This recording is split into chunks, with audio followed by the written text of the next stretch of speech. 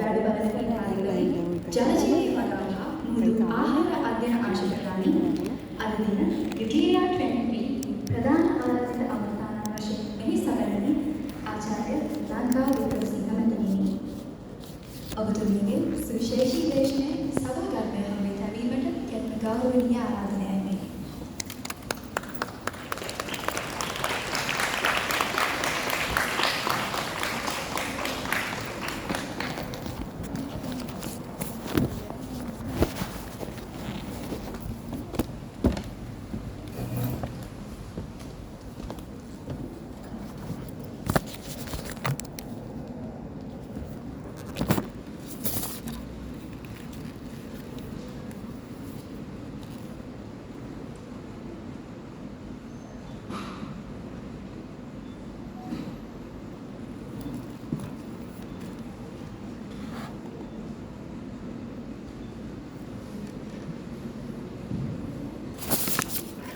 අයිබෝන් සිල් දෙනාටම සුබ දහවලක් වේවා සුබ සන්ධ්‍යාවක් වේවා.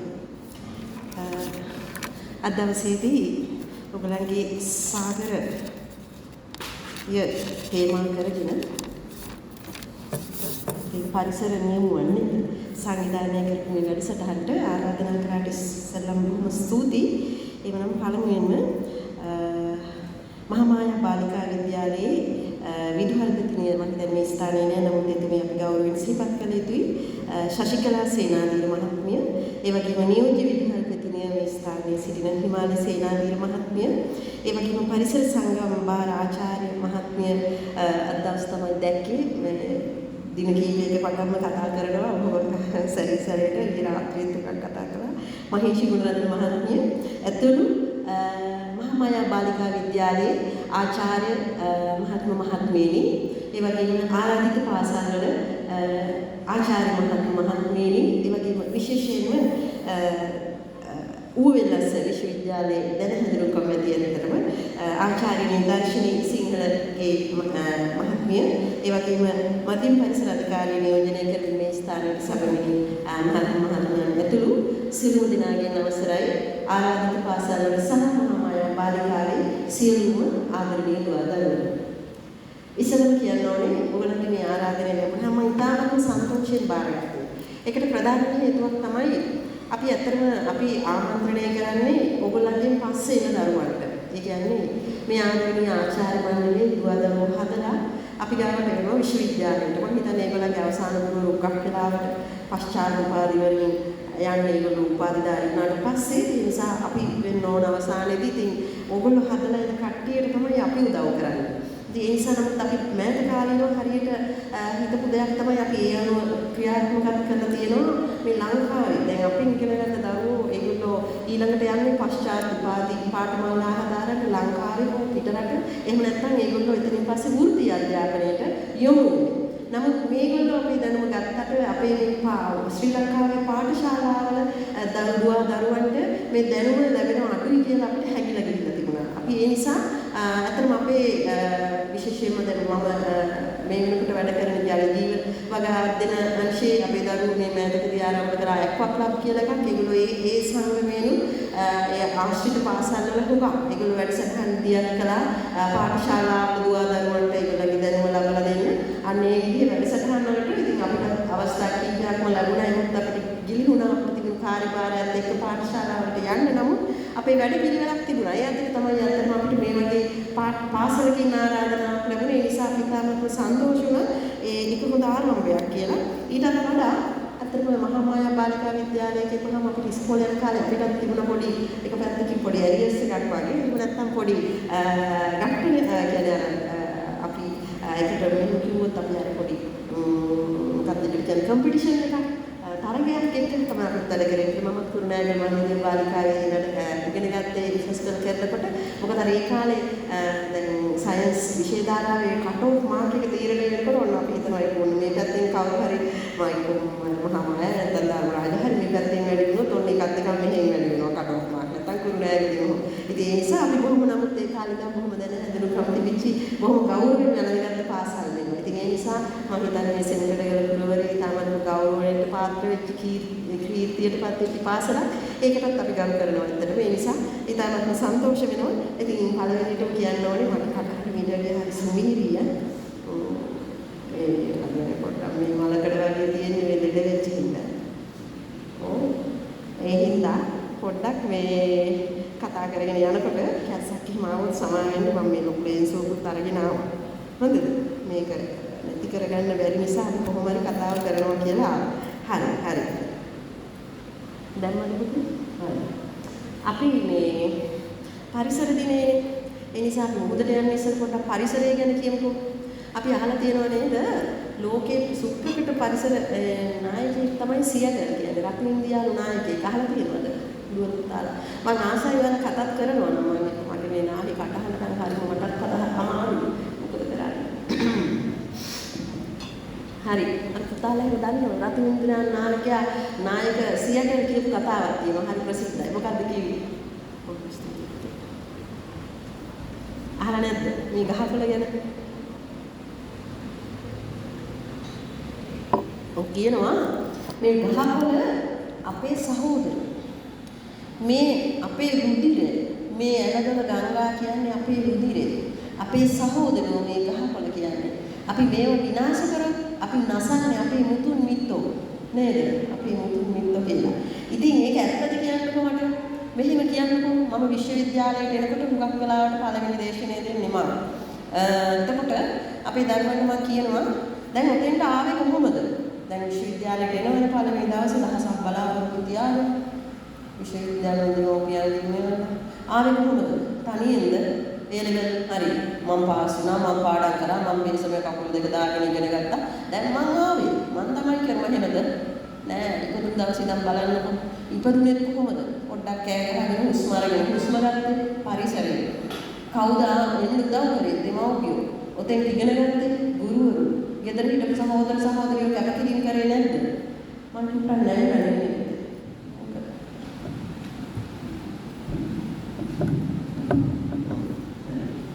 එතකොට මේ මොකද්ද එතන කියන්නේ අපිට හුස්මක්වත් ගන්න බෑ.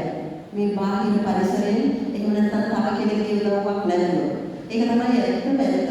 මම ඔයාලට තව ටිකක් ඉස්සරහට යනකොට කියනවා අපිට මොකද කොහොමද මේ හුස්ම ගන්න තියෙන මේ ඔක්සිජන් අපිට දෙන්නේ කියලා. ඒක කෙසේ වෙතත් අපිට මෙන්න මෙහෙම කියන්නකො. දැන් ඔයා උතන ඉන්නවා. ඔයාට එහා පැත්තේ අර දරුවා ඉන්නවා. එයා හුස්ම ගත්තාම අපි මොනවද නාසයෙන් ඇතුළට ගන්නෙ? ඔක්සිජන්. ඊට පස්සේ අපි පිට කරනවා කාබන් ඩයොක්සයිඩ්. කාබන් ඩයොක්සයිඩ් වල මොකද වෙන්නේ ඊට පස්සේ? කාබන් ඩයොක්සයිඩ් වලින් ප්‍රභාෂන්සස් මට මිස් කිව්ව පොඩ්ඩක් 6 7 කට්ටිය සහ 12 කට්ටියක් ඉන්නවා නේද? ඔක්සිජන් කාබන් ඩයොක්සයිඩ් මොකද වෙන්නේ? පරිසරයේදී ගහකොළ නිසා අපිට ඔක්සිජන් නැගන්නේ අපි ඔක්කොම දැන් මේ විදිහට ඉන්න මිනිස්සු සතා සිල්පා ඔක්කොම ඔක්සිජන් අරගෙන ඉවර වුණොත් ඉතින් මොකද වෙන්නේ යන්නේ? පරිවිතරම පැයක් විතර ගියොත් මට වැරදුනොත් කියන්නේ මම කමාරට පටන් ගන්නවා. හරි. ඒකයි ඉස්සෙල්ල. එතකොට ඔක්සිජන් අපි ඔක්කොම අරගෙන ඉවර වුණොත් එහෙම ඉවර වෙනවනේ. එහෙනම් මේ ඔක්සිජන් ආපහු පරිසරයට එන්න ඕනේ. කවුද අපිට ප්‍රධාන වශයෙන් ඔක්සිජන් දෙන්නේ ආපහු? ප්‍රභාෂන්සස් කියලා කිව්වේ. අහන්න. මොනවද කියනවද? ඔව් මොකක්ද ඒක කියන්නේ? ඔක්සිජන් ආපහු පරිසරයට එන්න. ප්‍රභාෂන්සස් මේ හරිත ශාකනේ. එතකොට මොකද්ද වෙන්නේ? අපි කාබන් ඩයොක්සයිඩ් අපි පිට කරනවා. පරිසරයේ තියෙන මේ කාබන් ඩයොක්සයිඩ් අරගෙන සූර්යා ලෝකයේ තියෙන විලාවට සූර්යා කියන්නේ ශක්තිය. අරගෙන හරිත ශාක, කොළපාට ශාක. අපි මුගක් විද්‍යාව කතා කරන්නේ නැතුව ඉමු. ඒ වගේ තියෙනවා කොළපාට වර්ණක. අන්න ඒවයි තුලේ ආහාර උපද වෙනවා. කාබන් ඩයොක්සයිඩ් ජලය එකතු වෙලා අර සූර්ය ශක්තිය එකතු වෙනවා. කොහොමද හදන්නේ මොනවද? මොනවද හදන්නේ? C6 H12 O6 ග්ලූකෝස් කියලා අපි කියනවා. ඊට පස්සේ අමතරව පිට වෙනවා ඔක්සිජන්. අර අපි පිට කරන කාබන් ඩයොක්සයිඩ් අන්න අර පැත්තේ සුද්ධ කරලා දෙනවා ඔක්සිජන් කියලා. එතකොට එයාට ඔක්සිජන් දෙන්න අර කාබන් ඩයොක්සයිඩ් උත් වැඩ ගන්නවා. අර පිට කරපු අර එයාගේ කාබන් ඩයොක්සයිඩ් සහ ඔක්සිජන් උත් හම්බුනවා. අපිට ඒක මොකක්වත් තව කෙනෙක් නැතුව තව දෙයක් නැතුව අපි නැත්නම් අපි වෙනස් ස්වාධීනයි කියලා කියන්න බෑ. හිතන්න බෑ. එහෙනම් අපි හැමෝම හැම වෙලාවකම හිතා ගන්න ඕනේ මේ පරිසරය අපි කවුරුත් එකිනෙකාට බැඳලා තියෙනවා. ඔබ අද එනකොට කාට හරි හිනා වුණා නම් ඔබේ හිනා නිසා ඒ පුජ්‍යලයාගේ අර මාංශ පේශි වලට ශක්තියක් ලැබෙලා තියෙනවා. ඒක ඔබේ බැඳීමක්. ඒක ඔබ දිය යුතු වගකීමක්. ඒක ඔබේ වගකීමක්. ඒ පුජ්‍යලයාට මොහොතක් සමහර පුජ්‍යලයෝ ඉන්න අන්තිම මොහොතේ තමයි හිනා වෙලා තියෙන්නේ. ඊට පස්සේ මනුස්සය නැති කරලා තියෙනවා. එහෙම අවස්ථාවක් හරියට අහලා තියෙනවා. ඒ පුජ්‍යලයා සමහරවිට අන්තිම මොහොතේ ලැබෙච්ච හිනාව නිසා අපි දන්නේ අනුදාන කරනවා කියනවා නැවත නැවතත් මේ යම් කිසි දැනක හදවනා එහෙම කියලා නේද මේ මහා මායා කාලිකාව බහතරයක් බෞද්ධ වෙන්නේ නැති නමුත් ඒ වගේම සියලු ආගම් මේකේ කොහොම සහජීවණයෙන් ඉන්න නැති හැම ආගමකම මේ දේවල් එතකොට ඒ අපි ඒ විදිහට දායක වෙච්ච එක අනිත් කෙනාගේ ජීවිතේට ලොකු ශක්තියක් වෙලා තියෙනවා සමහරවිට අපි ඒක දන්නේ නැහැ එතකොට මතක තියාගන්න මේ පරිසරය කියන්නේ ඒ වගේ මේ පරිසරය කියන්නේ ඇත්තටම අපි පරිසරය කියලා දෙකක් නැහැ මේ පරිසරය දැන් අර පින්නුවනවලු එයාම ඇවිල්ලා විනාශ කරලා පරිසරය විනාශ කරලා අන්තිමට ඔක්සිජන් පෙට්ටියකින් ගත්තා. අන්තිමට යාටම සිද්ධ වුණා ඒ ටික ආරක්ෂා කරලා ගහවල සිද්ධ කරන්නේ. අපි ওই ටික මොලේ දාන්න තේරුම් ගන්නවා නම් අපිට මේ ප්‍රශ්නේ දැන් අපිට වෙලා තියෙන්නේ ස්වභාවික පරිසරය ගත්තාම ඉතින් සංවර්ධනය වෙන දේවල් තියෙනවා. අපිට ඒක කියන්න බෑ නේද? නවෝදේ ගමේ සුන්දරත්වය කියලා රෝහණ පැත්තේ මහත්යන් දුක හිතන කිව්වට ඒක අර නවෝදයක් ඕනේ. හැබැයි ඉතින් ඒ වගේම ඒකේ පිළිවෙලක් තියෙනවා. අපි ඒක ගහක් කපනකොට අනිත් පැත්තෙන් ගස් 10ක් අපිට පිටවන්න පුළුවන් නම් අන්න ඒක තමයි අපි සංවර්ධනයේ ක්‍රමානුකූලව කරන්නේ. හරි. එහෙමනම් වගේ කෙටි උපදේශය තමයි අපිට කොයි වෙලාවකවත් අපිට මේ පරිසරයෙන් සාදීනව. එහෙම නැත්නම් අපේ දෙමව්පියන් හෝ අපේ අවුරුද්දට කිසි කෙනෙක්ගේ ස්වාධීනව ජීවත් වෙනවා කියලා අපිට කියන්න බෑ. ඒක හැම වෙලාවෙම මතක තියාගන්න. ඒ වගේම ඔබට මම පළවෙනිට තව උපදේශයක් දෙන්නම්කෝ. ඔබට කියලා ඇති කට්ටිය ඔබට ඔබ දැනුමේ පිරු හොඳ විභාග පාස් වෙලා හොඳ කෙනෙක් බවට පත් වෙන්න කියලා. මම ඔබට කියන්නම් මෙන්න ඔබ මහා වෘක්ෂයක් වෙනවා. ඔබ මහා වෘක්ෂයක්. මහා වෘක්ෂයේ ගතියට කියන්නකො දැන් මහා ලොකු විශාල ගහක් තියෙනවා. අඹ ගහක් තියෙනවා. පාරේ යනකොට අපි සමහරලාට උගා දුර යනවා. ඒ උගා දුර යනකොට අපිට මේ හරි අවුවල ඈත ගහක් තියෙනවා නම් අපි ටිකක් ඈතට බලාගෙන ඉන්නවා නම් අතෙන්ට ගිහිල්ලා වාහනේ නවත්තනවා කියන්නේ. අපිට මේ එක ගහක් තියෙන එක හරි ප්‍රයෝජනවත්. ඒ වගේ ඒවාකදී හේවල. ඉතින් එතකොට ආන්නේ මේ අපි එක ගහක් හදලා අපිට කෙනෙකුට ලොකු උදව්වක් කරන්න පුළුවන්. ඒ කියන්නේ මොකක්ද මේ මහා වෘක්ෂය? දැන් ඔබ පාරේ යනකොට ඔය අඹ ගහේ ගිනි තියෙනවා. ඔබ අඹ ගහට ගෙඩි වැදට ගහනවා ගල්වල. හැබැයි අඹ ගහ ඔබට ගෙඩි නොදී ඉන්නවද? ඒ වගේම අඹ ගහ පෙරලා ඔබට ගහනවද? නැහැ. ඒ වගේම ආපහු දවසක ඔබ අඹ ගහ ගාවට යනවා ඔබට වහින වෙලාවකදී. ඒ වෙලාවට අඹ ගහ අතු අකුල කරනවද? මට ගහපු කෙනා මම මෙයාට හේවන දෙන්න හොඳ නැහැ කියලා. නැහැ. මේ සබාවම අපිට උගන්වන පාඩම්. එතකොට ඔබට මහා වෘක්ෂයක් වෙන්න කිව්වොත් වැරදිද මම? අපිට කට්ටිය මොන තරම් ගහයි. අපි යන ගමනට නේ අපිට ගල් ගහයි. හැබැයි අපි ගාව පළ තියෙන්න ඕනේ අපිට ගහන්න නන්නේ. අනිත් පැත්තට අර තියෙන්නේ පළ තියෙන ගහට තමයි ගහන්නේ නේ. එහෙනම් අපි ගාව පළ තියෙන වෘක්ෂයක් වෙන්න ඕනේ. මහා වෘක්ෂයක් වුණාම ඔබට මොන ප්‍රශ්නේ වුණත් ඔබ කාට එකසේ සමානව සලකනවා. එතකොට ඔබේ සේවයක් වෙලා ඔබේ සේවය අවශ්‍ය වෙනකොට ඒ කොයි කවුරුත් ඔබේ සේවයක් අරගෙන. අපි අන්නේ පරිදි මතක තියාගෙන යමුකෝ. මේක දාන්නත් ප්‍රසන්ටේෂන්. හරි. එතකොට අද ඕගොල්ලන්ගේ තේමාව එන්ටර් කරන්න.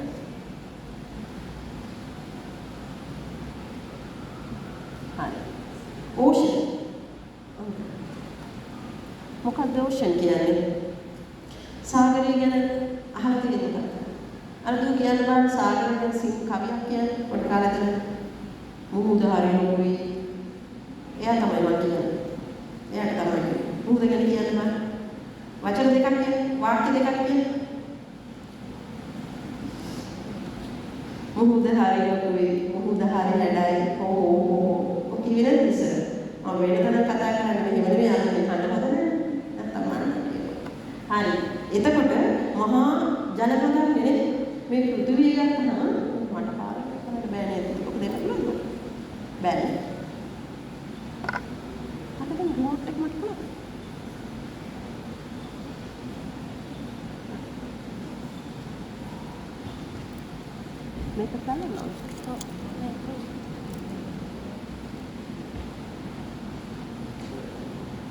එන්ටර් කරන්න ඕනද? එන්න. හරි. හොඳයි. හරි. එතකොට කෙටියෙන් අපි කියමුකෝ ඕෂන්. ඕෂන් කියන්නේ huge ලොකු වතුර කන්දක් සාගරය. මම මේ බොහොම සරලව ගත්ත අපේ දරුවන්ට පොඩි කට්ටිය ඉන්නවා කියන එක ගන්න. එතකොට ඒක 171ක් earth කිව්වේ අපේ පෘථුවිය. පෘථුවිය 171ක් වහලා තියෙන්නේ මේ ඕෂන්. එහෙම නැත්නම් සාගරය. එතකොට හැබැයි කෙටියෙන් මම ඔයාලට කියන්න උදාහරණයක් line begins at ocean. ඒ කියන්නේ මුහුදේ තමයි ජීවී සම්භාවය වෙන්නේ. මම හිතන්නේ අපේ මේ ලොකු දුවදරුවෝ දැනටත් අහලා ඇති ජීවී සම්භාවය ගැන. ජීවී සම්භාවය පළවෙනියටම වැදගත් මුහුද. ඒ කියන්නේ ජලයේ පරිසරයක් අවශ්‍යයි. ඒ ජලයේ පරිසරයත් එක්ක තමයි මුහුදේ ජීවීන්ගේ නිගලාවේ සම්භාවය. එහෙනම් ජීවී සම්භාවයට වැදගත් උනේ මුහුද නම් අපිට ඊටත් වඩා තව කවර කතාවද නේ ඕෂන් එක. හරි. ඊළඟට යන්න. එතකොට එහෙනම් ඉන් එහාට ගත්තාම මුහුදේ තියෙන වැදගත්කම ගන්නොත් මේක හුඟා මැරින් ස්පීසිස් වලට කියන්නේ මැරින් සාගරය. එහෙම නැත්නම් මුහුදු කරදිය ඉන්න වා ජීවිත මේක විශේෂ හෝම් එකක් නිවසක්වර පදලා දෙනවා. ඒ වගේම ඒක provide oxygen and a source for food and human beings. මොකක්ද කියන්නේ? මිනිසුන්ට ආහාර සපයන source එකක්.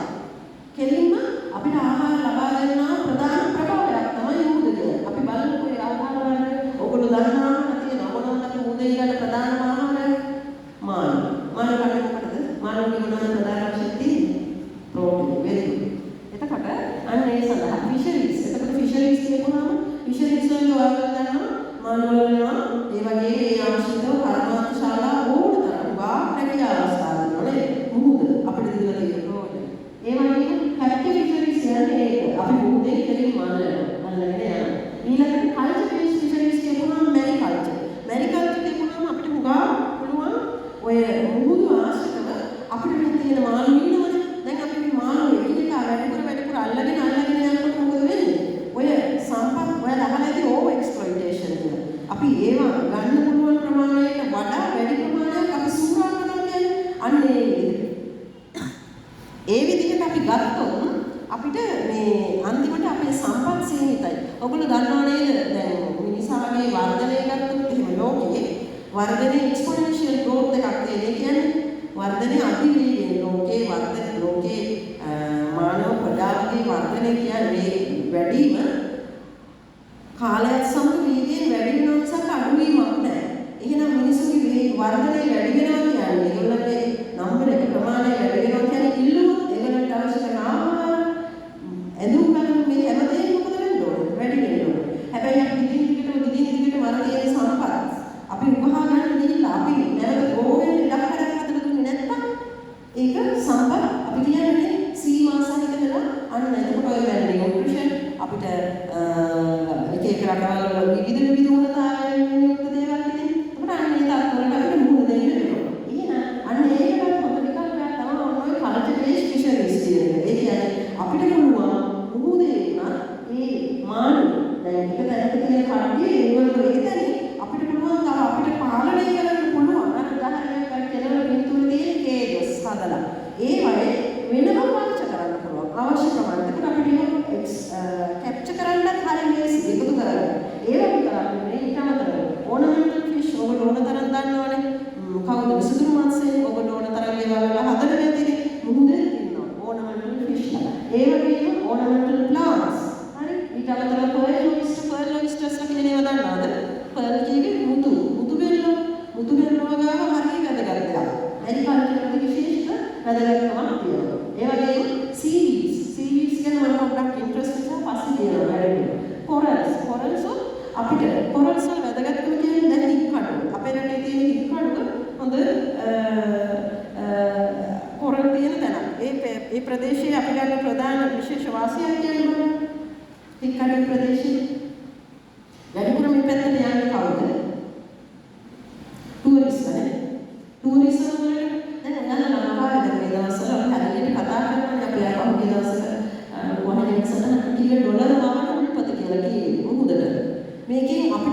ඩොලර් පිටරටින් ගෙන්නන්න පුළුවන් පුදුමාකාර විපතක් ඇත්තටම මේ සාගරය කියන්නේ. සාගරය කියන්නේ සම්පත් ආකාරයක්.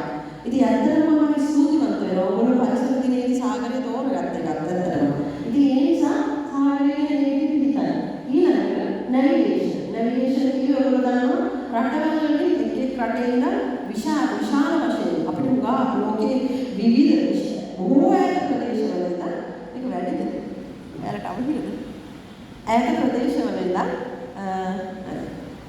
තව අනිත් ප්‍රදේශවලට ගමන් කරන්න නැවිගේෂන් කියන එක ඉතාම වැදගත් වෙනවා. ඒ වගේම රීක්‍රියේෂනල් ඇක්ටිවිටිස් අර මම කිව්වා වගේ අපේ රටේ තියෙන විශේෂිත මත්ස්‍ය ඇල්ලීමේ ක්‍රමයක් තියෙනවා. ඒක අපේ රටට විතරයි ආවේ. මොකක්ද ඒක? ඒක රීක්‍රියේෂනල් ඇක්ටිවිටි එකක්. ටුවරිස්ට්ලා ආකර්ෂණය කරගන්න කරන්නේ. ඔය ගාලු පැත්තේ යනකොට මුදු තීරේ තියෙනවා. අර කණුවක් උඩ හිටගෙන. මොකද්ද? රිටිපන්ඩු මොනවද? සිල්ක් ෆිෂින් කියන එක. ඒක අපිට ආන්නේ එකක්. ඒක අර ඔය රීක්‍රියේෂනල් ඒක විතරක් නෙවෙයි රීක්‍රියේෂනල් ඇක්ටිවිටීස් වලදී මේ මම මුහුදේ වාසි කියන්නේ ඕගොල්ලන්ට මතක තියාගන්න.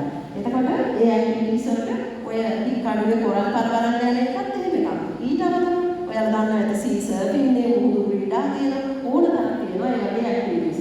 ඊළඟට වැදගත්ම දෙයක් මෙඩිසින් කියන එක. මුහුදේ තියෙන මෙඩිසිනල් වැලියු ගත්තොත් එහෙම අසීමිතයි. ඇත්තටම ඉතින් ඈත අතීතයේ ඉඳන් ওই සීඩ්ස් කියන මම ඉස්සරහට ටිකක් කියන්නම් සීඩ්ස් වලින් හැම ආකාරයකම ඖෂධ හදලා තියෙනවා. ඒ වගේම කොරල්ුත් එහෙමයි. කොරල් කර ඉතින් ඒ නිසා මෙඩිසිනල් වැලියු එකක් හරියට මේ මුහුදු ආශ්‍රිත පැලෑටි ඒ වගේම ඒ සතුන් කොරල් පරවල විශේෂයෙන්ම ඉන්න කොරල් සතුන් ඉන්නවා. ඒගොල්ලෝ ආශ්‍රිතව අපිට එක්ස්ට්‍රැක්ට් කරගන්න පුළුවන්. ඒ වගේම රෙගියුලේටරි සර්විසස් තියෙනවා. මොනවද? act as a barriers against strong winds, storms and tsunami. දැන් නම් කට්ටිය tsunami ගැන නෑනේ. ඉස්සෙල්ලා දැනගෙන හිටියේ නෑ. අර දුර ඉස්සෙල්ලා කිව්වා වගේ මෙහෙ යන්න නම් I think අර මුහුද උරුම නෑනේ. කන්ද උඩ නෙන්නේ. ඒකත් එක්කත් හොඳයි මුහුද ගැන හිතේ. කමන්නේ කන්ද උඩ ඉඳලා ඉගෙනගෙන මුහුද ගැන ඊට පස්සේ මුහුදට යන්න. ඊට පස්සේ මුහුද ගැන ප්‍රායෝගිකව වැඩ කරන්න. හරි. එතකොට ඒ ඇයි act as a barriers කියන්නේ ඔයගොල්ලෝ අහලා මැංග්‍රූව්ස් කඩලාන පරිසර අහලා තියෙනවා. ඒ වගේම හිරිගල් වගේ දේවලුත් ඔය ඒ වගේ සුනාමි වගේ එන අවස්ථාවල හුඟක් වෙලාවට ඔන්න ඔය පරිසර විනාශ වෙලා තිබ්බ තැන් වල හානි වුණා වැඩි. ඒ වගේම ඔය කඩලාන වගේ ශාක හොඳට තිබිච්ච තැන් ආරක්ෂාව. ඉතින් ඒ නිසා මුහුද අපිට ඒ මුහුදු ආශ්‍රිත පරිසරය ගත්තොත් අපිට අන්න ඒ වගේ ස්ට්‍රෝම්ස් ඒ වගේ එහෙම නැත්නම් නෙවෙයි හානිකර දේවල් වලින් ආරක්ෂා වෙන්න වැදගත්. ඒ වගේම නලියුඩ් ඩෙවලොප්මන්ට් අර මම කිව්වා වගේ කියන්නේ ජීවනෝපාය ක්‍රම හදන්න මුහුද හරි වැදගත් වෙලා තියෙනවා. ෆිෂරීස් වගේ හුඟක් ඒ ආශ්‍රිත කරනවා. සෝල්ට් ඉන්ඩස්ට්‍රි අමුතුවෙන් කියන්න ඕනේ නැහැ මුහුදෙන් ලුණු හදනවා. ඒක වැදගත්. ඒ වගේම wind wave energy as an alternative source එකක්. ඒක අහලා තියෙනවද කට්ටිය? wind වලින් මුහුදේ අර ඔයාලා දැකලා ඇති මේ කැරගෙන්න රුණු විශාල රුණු පෙති වගේ හදන ඒ මුහුදු සුළඟෙන් අපිට පුළුවන් එනර්ජි ඒ කියන්නේ මොකද්ද? පවර් එක ශක්තිය මේ ලයිට් මේව හදන්න ශක්තිය හදන්න පුළුවන්. ඒ වගේම වේව් වලින් ඒ ශක්තිය දැනගන්න කරන්න පුළුවන්. ඒකත් හරියට වැදගත් වාසියක්. ඒ වගේම මිනරල් රිසෝසස් විශේෂයෙන්ම මුහුදු පතුල ආශ්‍රිතව ගත්තොත් ඔයාලා අහලා ඇති ඒ කාලේ දැම්ම හුඟක්ම මොනවාද? ඔය මුතු නේද? ඒ වගේම හුඟක් මැණික් වගේ දේවල් බොහොම වටිනා ඒවා. අපි කියන්නේ දියමන්ති වගේ ඒ වගේ හුඟක් වටිනා දේවල් මුහුදු පතුලේ තියෙනවා. ඉස්සර හුඟක් අපි අහලා තියෙනවා නේද? ශ්‍රී ලංකාවේ ඉඳන් සමහර මුතු එහෙම පිට රටවල් වලට යවලක් තියෙනවා. හරි. අන්න ඒ වගේ ලොකු තව වාසි ගොඩාක් තියෙනවා. එතකොට මුහුදෙන් ලබා ගන්න පුළුවන්. එතකොට ඊළඟට මම ඔයාලට කිව්වා අපි ලෝකෙම ගත්තොත් එහෙම 71%ක්ම තියෙන්නේ සාගරයේ වතුරේ යටතේ. ඔයාලට මේක බැලුවොත් පේනවා බැලුවොත් තියෙන්නේ ජූන්. ඒ කියන්නේ ඒ වතුරේ. United Nations designated June 8 as a World Ocean Day. United Nations තමයි ඒගොල්ලෝ තමයි ඩික්ලෙයාර් කරේ ජූනි 8 වෙනිදා World Ocean Day එක හැටියට. ඒකට හේතුව World Ocean Day අපි ඒකට සමුද්‍රීය දිනයේ විදිහට සැමරීම වැදගත් කියලා. ඇයි? සාගරේ විතරක් වැදගත්. අපි සාගරයට දෙන තැන නැති. අපි සාගරය ගැන කතා කරනවා නැති. ඒ නිසා පහුගිය දවස්වල අපි මේක සැලකුවා. ඉතින් එතකොට මේකෙන් ඔයාලට පේනවා හැබැයි අපි ලෝකයේ ගත්තොත් අපි ඕෂන් බේසින් පහක් විදිහට ඇට්ලැන්ටික්, ආර්ටික්, පැසිෆික්, සදර්න් සහ ඉන්දියන් කියලා අපිට ඕෂන් බේසින් පහක් විදිහට කතා කරලා ඇත්තටම මේ ඔක්කොම එකිනෙක අපි අර බවුන්ඩරිස් වලින් වෙන් කරගන්න ඕන නිසා කොටස් පහක් වශයෙන් කතා කරනවා. ඔබට තේරුම් ගන්න තියෙන්නේ ඕෂන් කියපුවාම අපි ඇත්තටම වැඩිපුර කතා කරන්නේ වැඩිපුර පෘථිවියේ තියෙන්නේ ඕෂන් වලින් වැඩිම තමයි. හරි. මේ තියෙන්නේ ශ්‍රී ලංකාව. මේක මම කියන වැදගත්ම කතාවක් පණිවිඩයක්. ඔයාලා දන්නවා දැන් මට කියන්නකො ලංකාවේ වර්ගඵලය කියලා. මට හයිය කවුරු හරි කිව්වේ නැත්නම් එතනින් එහාට යන්නේ නැහැ. නැගිට කියන්නේ කිව්වනේ මොකද්ද?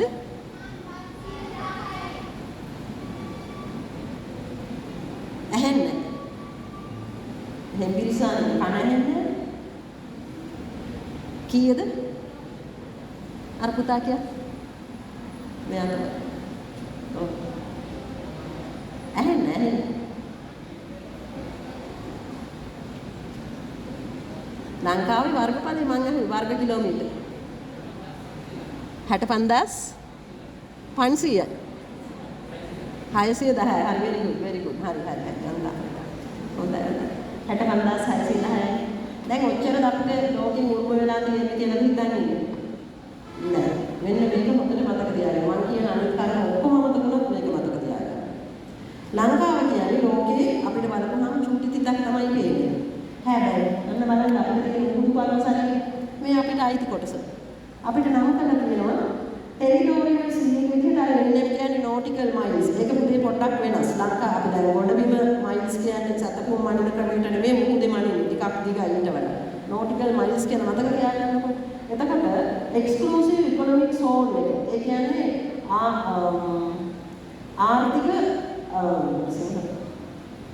ආර්ථික කලාපය අපිට වෙන් කරලා දීලා තියෙන අපිට ගන්න පුළුවන් මුහුදේ අපිට ලබා ගන්න පුළුවන් ශ්‍රී ලංකාවේ අපිට ගන්න පුළුවන් කොටස අපිට ලෝකේ මේ ලබලා දෙන්න තියෙන නෝටිකල් මයිල් 200ක් දුරේ.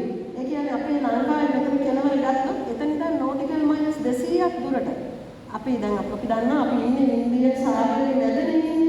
එතකොට මෙතන ඉඳන් අර කෙලවර ඉඳන් 200ක් දුරට යන මේ වපසන්නේ කවුද? මොකක්ද? අපිට අයිති මුහුදු සීමාව. ඒක කියනවා ලංකාවේ දැන් ඔයාලා කියන්නේ 65610 කියලා 65610 වගේ අට ගුණයක්. ඒත් අපේ එහෙනම් ලෝකේ අපිට මේ අර 65610 විතරක් නෙමෙයි ලංකාවේ. මෙන්න මේ එක්ස්ක්ලූසිව් ඉකොනොමික් සෝන් එක දක්වා යන අතරේදී අපිට ලැබිලා තියෙන මේ ඒ වගේ අට ගුණයකින් ඉෂාර. එතකොට ඒ අට ගුණයක් එක්ක එකතු වුණාම කීයද කියන්න බලන්න මට ඔක්කොම. ටක්කාලා හදලා කියන්න බෑ මම නම් දන්නවා. කීයක්ද? ආසන්න වශයෙන් වෙනවා 6 ලක්ෂ. 5 ලක්ෂ 90 ගාණක් වෙනවා. කීයක්ද? ඒ කියන්නේ ඇයි අතන 65610 ඒ වගේ අට ගුණය මේ 9 ගුණයක්. එතකොට ඒ ඔක්කොම එකතු කරනවා.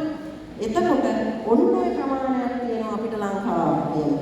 ඇයි මම කියන්නේ? මම කිව්වද මුහුද කියන්නේ සම්පත් ආකාරයක්. මුහුද කියන මම උදාහරණ සීහිත පොයින්ට්ස් ටිකක් තමයි ඔයාලට කියන්නේ අපිට තියෙන මුහුදේ තියෙන වාසිය කියලා. හැබැයි ওই වාසිය ටික ඔක්කොම මොනවද ඔය? අපේ ආර්ථික, දේශපාලනික මේ හැම දෙයක්ම ගොඩනගා ගන්න අපිට දීලා තියෙන ස්වභාව ධර්මයෙන් මොකද්ද? අපිට දීලා තියෙන මහා නායක දායාදය මුහුද කියන්නේ. එතකොට අපි ඒක අමතක කරලා යනවා කියන්නේ අපි හරි මොඩයි.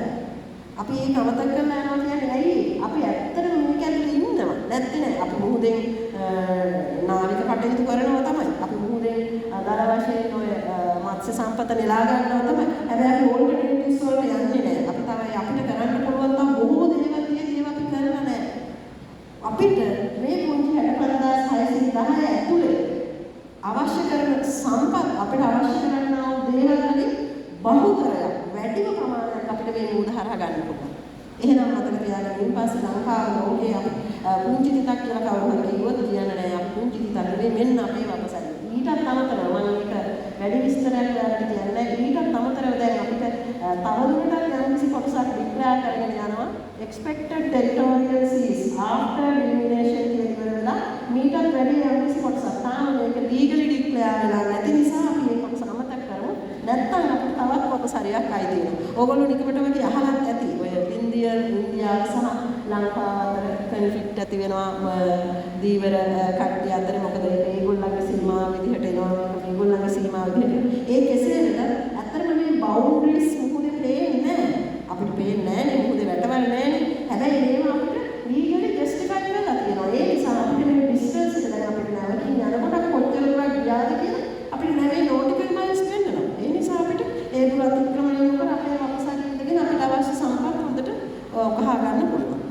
නිසා එහෙනම් මේක මතක තියාගන්න. හරි. එතකොට අර මේ සබ්මැරිනේ ඉන්නේ මොකක් වෙලාද දන්නේ නැහැ නේ. මොකක් කියලාද හිතන්නේ? බ්ලූ වේල් කෙනෙක්වත් දන්නත් දන්නේ නැහැ. අපිට නම් හරි. ලෝකයේ ඉන්න මම කිව්වේ අර මුහුදු සතුන්ට ලොකුම පරිසරයක් ලොකුම සත්වයින්ට දැන් මේ වගේ බ්ලූ වේල් කෙනෙක් ඉන්නම් අපේ අර ගොඩබිමට කියනවා නම් අපිට අපේ ඒක යාළුවෝ උද්‍යානයක් තියෙනවා. හැබැයි මුහුද තියෙන්නේ ඒ ප්‍රශ්නයක් නෑ. මුහුද ලොකුයිනේ. හරි. එතකොට ඔය බ්ලූ වේල්ස්ලා, ඩොල්ෆින්ලා, උගක් මේගොල්ලෝ මැමල්ස්ලා, සී ඔටර් මතකද? දැන් දැකලා තියෙනවද? හරි කුල තල් සතෙක් සී ඔටර්. ඒගොල්ලන්ට ඉන්න පරිසරේ හදලා තියෙනවා මුහුදේ. ඒ වගේ හරි ලස්සනයි. අත්තම මුහුදේ අර කුංචි දල සරල මේ යමුණක් කියලා තැනක වුණත් කිඳුනොත් එහෙම පුදුම අමුතුම ලෝකයක්. අමුතුම ලෝකයක් මුහුදේ. ඉතින් මේ ඒ නිසා මේ ඩයිවර්සිටි කියන්නේ විවිධත්වය. දැන් ඕගොල්ලෝ අතර තියෙන ඩයිවර්සිටි එක මෙතන එක ඉස්කෝලේ ඉන්නවනේ නේද? අර ධර්මරාජ පුතාලාද? ඒ මොකද? හයිස් කින්සුත්. ඒගොල්ලෝ මේ ඩයිවර්සිටි එකක් තියෙනවා. කට්ටිය අඳුමින් තියෙනවනේ ඩයිවර්සිටි එක ඉස්කෝලේ තියෙනවා නේ? හරි. එතකොට මේ මොකද තියෙන ඩයිවර්සිටි ඕගොල්ලෝ දැකලා තියෙනවද තරම් මේක කවුද? ගුවල ඉන්නවා. දැන් පහුගිය කාලේ අපි ටෙස්ට් එකේ මොකක් කතා කරා හරියට වෙනස් සතේ. මොකක් කල් දේවත් වෙනසක්. එතකොට මේ තමයි මේ ඩයිවර්සිටි එක රැකලා දෙන්නේ මුහුද සමුද්‍ර සාගරය හරිය වැදගත්. ඊට අමතරව ගත්තොත් එහෙම මැරින් ෆ්ලෝරා කියන්නේ ශාක වර්ග ගත්තහම උගා විවිධත්වයක් තියෙනවා මුහුදේ. අර මම ඉස්සෙල්ලා කිව්වේ මෙඩිසිනල් වැල්යුස් වලට උගා වැදගත්. මේ තියෙන්නේ මුහුදු තුන. අපේ ගොඩබිම් පරිසරයේ තුන තියෙනවානේ.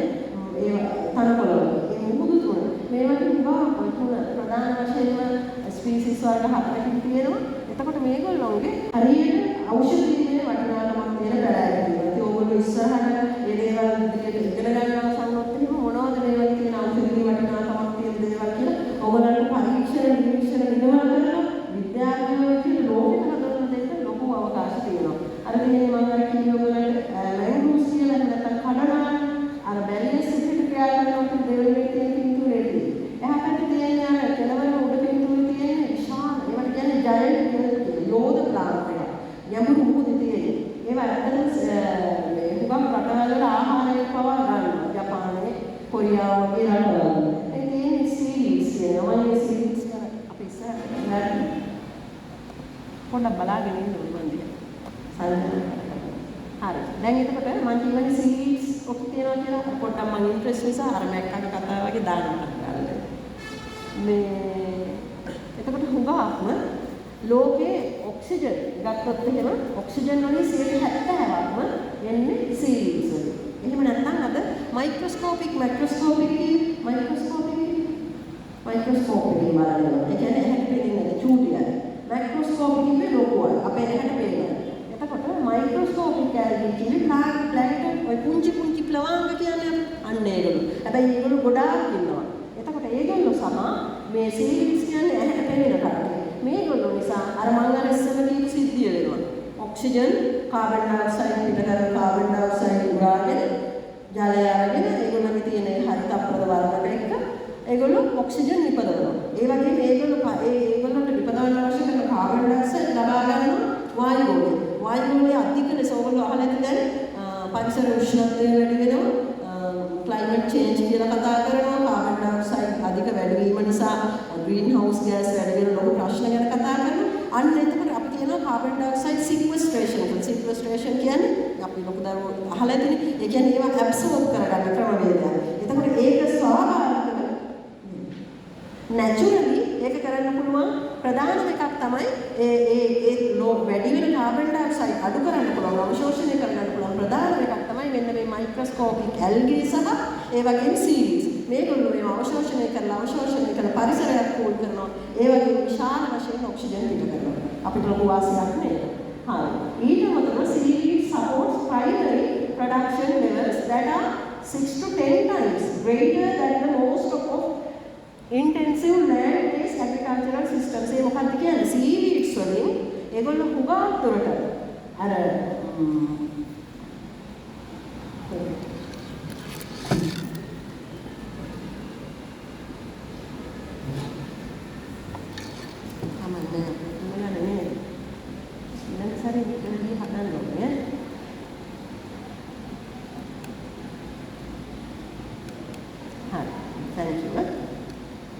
එතකොට ඇග්‍රිකල්චරල් ප්ලාන්ට්ස් ලෑන්ඩ්ස් වලදී අපි දන්නවා දැන් අපි ගොඩබිම පැඩි ෆීල්ඩ්ස් ගත්තත් ඒ වගේනුත් මේ කාර්ය වෙනවා. හැබැයි ඒගොල්ලන්ට වැඩිය 10 ගුණයක වැඩි ප්‍රමාණයක් මේ සීරීස් ඇයිද මයික්‍රොස්කෝපික් කියන එක්කෙනෙක් ගත්තොත් එක ජීවියෙක් ගත්තොත් අපිට හැට පේන්නේවත් නැහැ. එතකොට අපිට ඇහැට පේන මෙන්න මේ පුංචි වොලියුම් එකක් ඇතුලේ කට්ටිය කොච්චර ඉන්නවද? එහෙනම් මුහුදක් ඇතුලේ සාගරයක් ඇතුලේ ගත්තොත් විශාල ප්‍රමාණයක් නේ. අන්න ඒ නිසා තමයි කියන්නේ ඒගොල්ලොන්ගෙන් ඇබ්සෝබ් කරන ප්‍රමාණය සහ යලපිට කරන ප්‍රමාණය වැඩි ගොඩබිම ප්ලාන්ට්ස් වලට වඩා දෙනවා. ඒ වගේම together with microscopic array called phytoplankton, seaweeds are responsible for all primary production in the ocean and therefore the basis of food chain. Food chain එක කියන එක අහලා තියෙනවනේ. ආහාර දාමේ අපි කවුද? අපි සාමාන්‍යයෙන් food chain එකේ පළවෙනියට වෙන්න කට්ටියද අග ඉන්න කට්ටියද නැත්නම් මැද ඉන්න කට්ටියද? food chain එකේ මුලින්ම ඉන්නේ කවුද?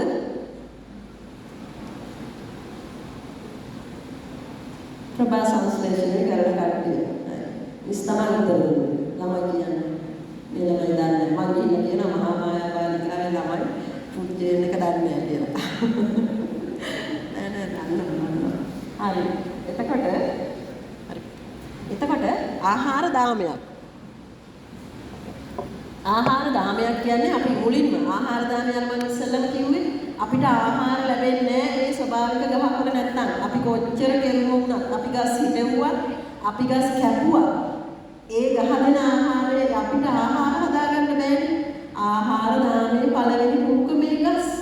එහෙම නැත්තම් අර මොහොතේ තියෙන මුංචි ඇහැට නොපෙනෙන ෆයිටෝප්ලැන්ක්ටන්ස්ලා. එහෙම නැත්තම් අර සීවීඩ්ස්ලා. ඒගොල්ලෝ තමයි පළවෙනිම ආහාර ටික හදන්නේ සූර්යාගේ පිහිටෙන්. සූර්ය දෙවියන්ගේ පිහිටෙන් තමයි කියන්නේ. නේද? එහෙමනේ ඇයි ඉස්සර ඒකනේ සූර්යාට වැන්දේ. මේ සූර්යා නැත්තම් මේ සබාලා. සූර්යා නැත්තම් මේ ලෝකේ මේ ආහාර නිෂ්පාදන ක්‍රියාව වෙන්නේ නැහැ. හරි. එතකොට එහෙමනම් එතකොට ඒ නිසා අර ෆුඩ් චේන් වල මුල්ම එක වෙන්නේ ඔන්න ඔය විදිහට. එහෙමනම් ඔය විදිහට තියෙනා වූ ෆයිටෝප්ලැන්ක්ටන් එහෙම නැත්නම් සීවීඩ්ස් එහෙම නැත්නම් ගොඩබිම ගත්තොත් ඔය plants. These seeds are among the fastest growing organisms on the planet. Green seaweeds.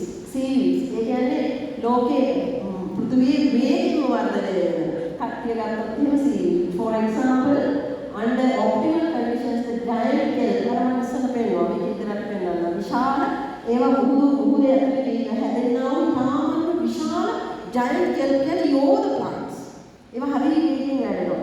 එතකොට can grow nearly a meter 3 foot a day. දවසකට මීටර එකක් වැඩෙනවා කියන්නේ සෑහෙන විශාල ප්‍රමාණයක්. ඒකට හේතුවකුත් තියෙනවා. ඒගොල්ලෝ පහළ ඉන්නේ යට කොටසේ ඉඳලා ඒගොල්ලෝ සූර්යයා හොයාගෙන වේගෙන් ඉහළට එනවා. ඒ නිසා හැබැයි ඒගොල්ලෝ නිකම්ම කට්ටිය නෙවෙයි. ඒගොල්ලෝ ලෝකේ ආහාරය ගන්නවා. මම පෙන්නනවා. Strictly speaking ඇත්තටම කියනවා seeds are not plants. ඒගොල්ලෝ plants නෙවෙයි true plants. ඔයගොල්ලෝ සත්‍ය plants කියන definition එක දන්නවද? plant එකක් නම් ඒකේ ඇතුලේ තියෙන ඕනේ පටක දෙකක් තියෙනවා. මොනවාද? plant එක ඇතුලේ යන පටක දෙකක් තියෙනවා. ශාකයේ ස්කියු හරියට. වතුර ගෙනියන්නේ මොකද? ශෛලනේ.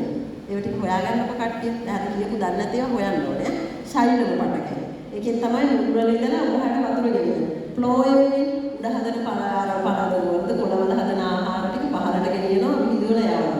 හැබැයි සීඩ්ස් වල අන්නේ පටක දෙක නැහැ. නිකන් මොනවද දැනෙන්නේ හැටියට මට කියන්නේ මේගොල්ලෝ ඉන්නේ වතුරේ. එතකොට මේගොල්ලන්ට විභේදනය වෙච්ච පටක අවශ්‍ය නැහැ. ඇයි? එයාලා මුහුදේ ඉන්නේ. ඒ නිසා මේගොල්ලන්ට ඒවා මුහුදු ජලය හරහා ඒ පටකේ සරලයි ඒ හරහා විසරණය ලැබෙනවා. හැබැයි අර මම පෙන්නපු අර මුහුදු තෘණ ඒගොල්ලෝ නම් හැබැයි පටක වුණාට ඒගොල්ලෝ හැබැයි ඇන්ජියෝස්පර්ම් එහෙම නැත්නම් සත්‍ය ප්ලාන්ට්ස් තමයි. ඒගොල්ලන්ගේ නම් තියෙනවා. අපි ඒක වැඩිදුර විස්තර නොකියමු. However, like plants, most algae and seaweeds depend on sunlight to create energy through ඔන්න මම සීවීඩ්ස් වල එතකොට වාසි කියපුවාම විශේෂයෙන්ම ෆුඩ් එකක් සඳහා හේල් අර මම කිව්වා වගේ අපිට ගන්න පුළුවන් මෙඩිසිනල් වැලියු එක ගන්න විදිහට බයෝ ඉන්ඩිකේටර් එකක්. බයෝ ඉන්ඩිකේටර් එකක් කියන්නේ ඉන්ඩිකේටර් එකක් කියන්නේ දැන් මේක අපි කුවල නඩ කියලා ඉන්ඩිකේටර් කරනවා. පෙන්නනවා. බයෝ ඉන්ඩිකේටර් එකක් කියන්නේ බයොලොජිකල් එකක් නෝවල්සල් කෙනෙක් සීවි එයා අපිට ඉන්ඩිකේටර් එකක් දෙනවා. දැන් පරිසරයේ හුඟක් හෙවි මෙටල් උදාහරණයක් හෙවි මෙටල් කියන්නේ මොනවද? බැරනෝ ඒ වගේම පොලියුට් වෙලා තියෙනවා නම් මෙන්න මේගොල්ලෝගේ සමහර සිස්ටම් ඒ තැන් වල හොඳට ඉන්න බෑ. ඒ කියන්නේ ඒගොල්ලෝ අවශෝෂණය කරනවා. එතකොට අන්න ඒගොල්ලෝ ඉන්න තැන් අපි පරීක්ෂණ වලින් හොයාගත්තට පස්සේ අපිට කියන්න පුළුවන් මේ පරිසරයේ මෙන්න මේවයි දූෂණය වෙලා තියෙනවා කියලා. අන්න ඒ විදිහට එතකොට අපිට ඒක පරිසර දර්ශකයක් විදිහට ගන්න පුළුවන්. as a fertilizer එකක්. ඒ කියන්නේ පහුගිය කාලේ අරට මතකද ෆර්ටිලයිසර්ස් ගෙන්නන්න බැරුව කට්ටිය අවදීන් ඉන්න වෙති නේද? අර ෆර්ටිලයිසර්ස් එහෙම ගෙන්නන්න බැරුව තිබුණා. ඒ කාලේ සීවීඩ්ස් වලින් ඔය සීවීඩ්ස් වේලලා අපිට හරියට පුළුවන් අපිට අවශ්‍ය කරන්නා වූ ඇයි සීවීඩ් කියන්නේ මොනවද කියන්නේ කොහොමද? මුහුදේ තියෙන අයන වර්ග මොනවද? මුහුදේ නැති දෙයක් නැත්නම් කණ්ඩ වර්ග මොනවද තියෙන්නේ? මුහුදේ calcium, magnesium, aluminium, phosphorus, potassium අපිට ඕන කරන ඔක්කොම තියෙනවානේ. එහෙනම් ඔය ඔක්කොම ඔය ප්ලාන්ට් වල තියෙනවා. එතකොට ප්ලාන්ට්ස් වලට අවශ්‍ය වෙන්නේ කොහොමද තමයි? එහෙමනම් ෆර්ටිලයිසර් එකක් විදිහට වැදගත්. has oil absorption ability. ඒ කියන්නේ ඔයිල් අවශෝෂණය කරන්න පුළුවන්. ඒ වගේම ෆුවල් එකක් විදිහට. ඔයිල් අවශෝෂණය කිරීම අපිට හරි වැදගත්. නැත්තම් පරිසරයේ දූෂණය වෙනවා. සීවීඩ්ස් වල වාසි. එතකොට මේක මම ඕගොල්ලන්ට දීලා තියෙනවා. ඕගොල්ලන්ට පුළුවන් ඕවා ෂෙයා කරන්න. පස්සේ බලන්න. එතකොට කාලේ යන නිසා මම හුඟක් එක්ස්ප්ලේන් නොකරන සීවීඩ් එතකොට ෆුඩ් එකක් විදිහට ගන්න තමයි මේ කියලා තියෙන්නේ. විශේෂයෙන්ම එඩිබල් සීවීඩ්, called as sea vegetables. සීවීඩ්ස් කියන්නේ දෙයම කියනවා නම් හදමුන්නේ 21st century එකේ හෙල්දිම ෆුඩ් එක කියලා. ඇයි හෙල්දිම ෆුඩ් කියන්නේ? මම කොහොම මේකේ මුහුද තියෙනා වල හැම මේ අංශු මාත්‍ර අනුමාත්‍ර මූලද්‍රව්‍යයක් තියෙනවා. එතකොට හැබැයි ඒ වගේ වෙනකොට දැන් අපි ගොඩබිමදී අපිට ප්‍රෝටීන් වගේම තව ඒ වගේ මූලද්‍රව්‍ය අවශ්‍ය දේවල් ගන්නකොට අපිට කොලෙස්ටරෝල් වගේ දේවල් ටිකක් එනවා සයිඩ් එකට. හැබැයි මේ වගේ මේක එන්නේ නැහැ. අර ඒ නිසා හරිය හෙල්දි. හැබැයි එක දෙයක් තියෙනවා එහෙමයි කියන දැන් කඳුන්දරට කට්ටියන එකපාරට මුහුදට ගියාම මෙන්න මේවා කන්න පුළුවන් කියලා අර මුහුදෙත් තියෙන ඔය විදිහගේ ඒව කෝල පාහක් කියලා තියෙනවා ගස් දැක්ක ගමන් කන්න හිමත් එපා. මොකද අර මං කියන්නේ හෙවි මෙටල් නේ අවශ්‍ය කරනවානේ. ඒව නැති තැන් වලින් තමයි ඒව හදාගන්න ඕනේ. හරි. එතකොට නැත්තම් ආ රිස්කෙන් කියලා මෙහෙම එකක් කිව්ව මේවා හරි හෙල්දිම ෆුඩ් කියලා කොලෙස්ටරෝල් ෆ්‍රී කියලා එහෙම කරන්න එපා. හරි. DNA omega 3 fatty acid කියන එක හරි ප්‍රසිද්ධයි දැන් මේ දවස්වල වැඩිපුරත් කතා කරනවා ඒක නියුට්‍රිෂනල් වැලියු එක වැඩි ඒවා තියෙනවා ඒක ආහාරයට වැදගත් දෙයක්. ඉතින් සීවීඩ්ස් වල ඒක ප්‍රධාන වශයෙන් තියෙනවා. ඔය කොම්බු එක කියන්නේ ඒකට කොරියන් වගේ කන්ට්‍රීස් වලදී ඔය කොම්බු කියන්නේ නම ඒගොල්ලෝ හදනවා සීවීඩ්ස් පාවිච්චි කරලා ඒගොල්ලෝගේ ස්ටේපල් ෆුඩ් කියන්නේ ප්‍රධාන ආහාර. වහාම ඒකත් ඒ වගේම සෝපු soup such as miso soup or salad විදිහට මේ ඔය පාවිච්චි කරන ඒවා නෝර්වේ කියන හදාගත්තම මේක ජපාන ප්‍රධාන වශයෙන් තියෙනවා මේක අර ප්ලේට් එකක් විදිහට තියෙන වතුරට දාපුවම මේක ආපහු මෙල්ට් කරලා ලස්සනට ඒ වෙලාවට ගන්න පුළුවන්. හිටිටි කියන්නේ ඒ වගේ එකක්. අර මොකුසු මේ හැම එකක්ම සීවීඩ්ස් වලින් හදලා තියෙන ආහාර. අම්බිඩු. එතකොට සීවීඩ්ස් අර මම ඉස්සෙල්ලා ඔයාලට කිව්වේ මැරිකල්චර් කරන්න පුළුවන් කියලා. ඔන්න සීවීඩ්ස් ෆාම් කරන්න පුළුවන් එක එක ක්‍රමවලට. අන්න අපිට ලෝකේ අපේ දැන් රටේ ආර්ථිකය හදන්න ගත්තා. අපිට අවශ්‍ය කරන පෝෂණ අවශ්‍යතා සපුරා ගන්න ගත්තා. රැකියා අවස්ථා උත්පාදනය කරන්න ගත්තා. මේ හැම එකකටම අන්න හොඳ සෝස් එකක් තමයි සීවීඩ්ස්. ඒ වගේම ornamental fish, ornamental plants මේ හැම එකක්ම ඒකට අදාළයි. මේ දෙන්නේ ලෝකයේ සීවීඩ්ස් ෆාම් කරලා කරන විදිහ වලට ඔයගලන්ට ජස්ට් අවබෝධයක් ගන්න මම දැන්නේ ඉදිරියට ඔයගලන්ට ඒවා ඉදිරියට දාන්න පුළුවන්. හරි. එතකොට ඔච්චර වාසි ගොඩක් මම මේ බොහොම පුංචි ටිකක් කිව්වේ තියෙන මුහුදට හැබැයි මේ පරිසරය වගේම තමයි දැන් අර එක්කෙනෙක් ඇවිල්ලා අර පරිසරයට දැම්මේ ත්‍රෙඩ් ගොඩක් අර නැද්දකුයි මාමෙකුයි තැනලේ වැඩේ කෙනෙක් ටීචර්ද ඒ ස්කූල් ටීචර් නෙමෙයි නේ. හරි. කමන්න. එතකොට ඒ වගේම තමයි මුහුදට ඇන්ත්‍රොපොජෙනික් කියන්නේ මතක තියාගන්න. ඇන්ත්‍රොපොජෙනික් කියන්නේ මිනිසා විසින් කරන්නා වූ හානිකර දේවල් කියන්නේ. මොනවද? ප්‍රධාන වශයෙන්ම ප්ලාස්ටික් පොලියුෂන්. මයික්‍රෝප්ලාස්ටික්, මයික්‍රෝප්ලාස්ටික්. මම දැක්කා අපේ දරුවෝ නම් මේ ප්ලාස්ටික් විසි කරන්නේ නැතුව ප්ලාස්ටික් මේ ඒ වගේ දේවල් කරන්න. මෙතනත් මම බලාගෙන හිටියා. මෙතන ඉතින් චූට්ටක් අර ප්‍රැක්ටිකල් නොලෙජ් එක ටිකක් අඩු වුණා. ඊළඟ සැරේ ඒක වෙනස් කරන්න. හැබැයි අර මුදෙන් දාලා තියෙන්නේ. ලුණු වතුර. හරි, කමක්. එතකොට ඒ පොලියුෂන් ඕවර් කරන්න ඒ වගේ දේවල් කරාට කමක් නැහැ. Overfishing illegal. ධර්මයන් ඉස්සලා කිව්වේ ඒ වගේ දේවල් නිසා වෙන්නේ අනිවාර්යෙන් පරිසරයට හානියක්. ඔයගොල්ලෝ මේ පින්තූරේම පේනවා. ඉතින් බලන්න මේ ඇස්ලා මේ සතු හරියට ඉස්සලා. එයාලා දන්නේ නැහැනේ මේක පොලිතින් එකක් කියලා. ඒගොල්ලෝ කියනවා. මේගොල්ලෝ අවුරුදු 500ක් විතර ජීවත් වෙන සත්තු. මේ වගේ දේවල් නිසා මේගොල්ලෝ ඉක්මනට වද වීගෙන යනවා. එතකොට මේ අපි කරන හානිය. මෙන්න මේව තමයි පුතේ අර ඔයගොල්ලෝ අර අපේ සභාපතිතුමී කිව්වනේ අද අපිට පණිවිඩයක් දෙන්න පුළුවන් වෙයි කියලා. ඔන්න දෙන්න පණිවිඩය. පුළුවන් සාකර දෙන්නේ නැත්නම් ඔයගොල්ලන්ට පුළුවන් විදිහට හදාගන්න අනුන්වලට කියන කමක් නැහැ. අර පැත්තට ගිහිල්ලා එකතු වෙලා එක දවසකට පෙන්නන්න. අන්න නැති මාම අපි මේ වගේ කරලා අපි මේ සතුම විනාශ වෙන්න දෙන්න තරපේනවා කියලා. අර දැනකට ඔය ලීගල් ෆිෂින් වල භාවිතා කරන නෙට්ස් වල. ඒ නිසා තමයි ඔය වගේ හානි කරන සතුන්ට. අපේ මැරින් හැබිටැට් ඩිස්ට්‍රක්ෂන් වෙලා තියෙනවා. ඩිස්ට්‍රක්ෂන් කියන්නේ හැබිටැට් සතුන්ට ජීවීන්ට ඕනේ පරිසර නැති වෙනවා. Climate change and sea level rise එක අපි නැචරල් එකේදී කතා කරන නැචරල් ඩිසාස්ටර්ස් තියෙනවා ඒ විදිහට. එතකොට අර මේකෙදි අර සුනාමි, සයික්ලෝන්ස්, අයිස් මෙල්ටිං, ඒ කියන්නේ හිමකරම් අයිස් කඳු වීම නිසා ස්වභාවික පරිසරයේ කොයි විදිහට හානි කර දේවල් වෙනවා. සුනාමි කියන වන්දනාව පොඩි අදහසක් දැන් ඕගොල්ලන්ට දැන් දානවා කරන්නේ. නමුත් පුංචි හරිය අවබෝධයෙන් seismic sea waves and typically occur as a result of underwater earthquakes or volcanic eruption. වතුර යට තියෙන දැන් volcanoes කියන්නේ ගිනිකඳු අපි ගොඩ බිමට කතා කරන්නේ මුහුද යටත් තියෙනවා. මේ ලෝකයේ හැම තියෙන ප්ලේට්ස් විදිහට තියෙන්නේ. මේ ප්ලේට්ස් එකිනෙක ගමන් කරනකොට එකිනෙක මතින් යන්න පුළුවන්. එහෙම නැත්නම් එකක් යටින් එකක් ගමන් කරන්න මේ විදිහට එකිනෙක මේ මූව් වෙන ඇක්ෂන් එකේ වෙනස නිසා තමයි එක්ක වෝල්කැනෝ එකක් විදිහට ඉහළට මතුවෙනවා නැත්නම් ආගාධයක් විදිහට පහළට යනවා. අන්න ඒක තමයි ඔය සුනාමි කියන්නේ ඇති වෙන්නේ. ඒ වගේ එකක් ඇති වෙන්න පුළුවන් other external factors such as ice falling from glaciers or interiors. ඒ කියන්නේ ice තියෙන නිසා යන එහෙමවත් සුනාමි වගේ තත්ත්ව ඇති වෙන්න පුළුවන්. ඒ ජලකඳ වැඩි වෙලා විශාල ice වලින් කියන්නේ. හරිද? Tsunami are power waves which can extend as high as tens of meters. ඒක අපි දන්නවා මේක කොච්චර ගණනක් විතර කියලාද කියලා මේක විතරලා කියන්නේ නේද? 2004 නේද? පින්තූර වලින් බලන්න. හැබැයි ඒකත් ඒ වගේ වෙන්න පුළුවන් කියලා මතක තියාගන්න. මුහුද වේගයෙන් පස්සට ඉඳලා ගියොත් දුවන්න එපා මුහුදට. මාළුවෝ යන්නේ හරි. liberated by activity at sea. හරි. එතකොට ඔය අපි කතා කරේ මුහුද ගැන. මම ඉතින් වැඩ කරන්නේ මේ දරුවෝ දැන් තුන් පාරක් කියවන්නේ ශ්‍රී ලංකා සාගර විශ්වවිද්‍යාලයේ. මම සාගර විශ්වවිද්‍යාලයේ මොනවද මේ නමුත් මේ සම්බන්ධ ඔයගොල්ලෝ අවශ්‍ය දැන් ඔයගොල්ලෝ දැනුම පාසෙන් ඉන්න දරුවෝනේ. ඒ නිසා ඒ සඳහා තියෙන ඇවෙනියුස් ඔයගොල්ලෝ බලන්න. හොයන්න. ලෝකේ ඕන තරම් අවස්ථා තියෙනවා. දැන් අපේ විශ්වවිද්‍යාලයේ පිටත් වෙන දරුවෝ පවා යන්න උගත් දුරට යන්නේ ඊට පස්සේ ලෝකෙට විදේශ රටවල් වලට යනවා. තවත් මොකද අපේ රටේ අපි ඇත්තටම සාගර විශ්වවිද්‍යාලය අපිට එකක් තිබුණාට තව තියෙන ලෝකයේ ගත්තොත් සාගර විශ්වවිද්‍යාල වල රටවල්. ඒ වගේම අපි විතරක් නෙවෙයි දැන් ලංකාවේ ගත්තා තුන් විශ්වවිද්‍යාලය ගත්තා.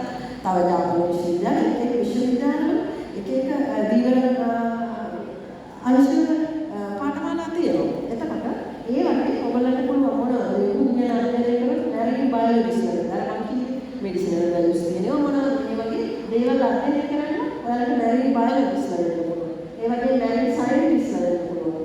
aquaculturist වෙන්න පුළුවන්. aquaculture කියන්නේ අර මැරිකල්චර් මම පෙන්නන්නේ අපිට පුළුවන් කල්චර් කරන්න. විශේෂයෙන් කල්චර් කරලා ඒ aquaculture ෆීල්ඩ් එකෙන් අපිට පුළුවන් ඔන්ටර්ප්‍රිනර්ස්ලා එහෙම නැත්නම් ව්‍යවසායකයෝ වෙන්න පුළුවන්. එතකොට මැරින් ඉන්ජිනියර්ස්ලා බෝට් ප්‍රපෙයාර් ඒ වගේ පැත්තට යන්න පුළුවන්. මුහුදේ මේ ඔක්කොම මුහුදේ මම කියවනේ නැවිගේෂන් මේ හැමදේම තියෙනවා කියලා.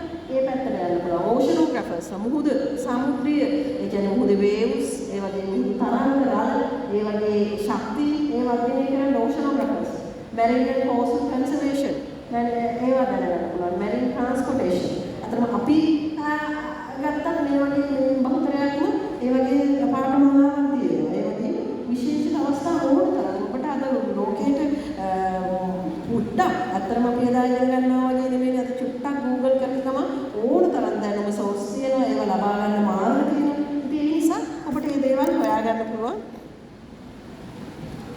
මම හිතන්නේ ඒ නිසා ඒ ඇවෙනියුස් කොහෙද තියෙන්නේ අර දැනුම ඇත්තේ කොහෙදයි කියන දැනුම මතක තියාගන්න මම ඔය ටික විතරයි අර ඕෂන් එක ගැන කියන්නේ. මම හිතනවා මම කියපු දේවල් මොනවා හරි මතක තියෙන්නේ නැති කට්ටියට කියලා. හැබැයි ඊට අමතරව මට තව ටිකක් කියන්න ඕනේ කට්ටියට. දැන් ඔය මුහුද ගැනනේ අපි කතා කරේ. මුහුද පරිසරයේම ආපහු මට මුහුදේ තියෙන ගුණයක් දෙකක් කියන්න බෑ. මුහුදට අපි දානවා ගිහින් අපි ගාව තියෙන කුණු ඔක්කොම දාන. මල කඩන ටිකත් ඔක්කොම ගිහින් විසි කරනවා. මුහුද මොකද කරන්නේ? මුහුද මොකද කරන්නේ?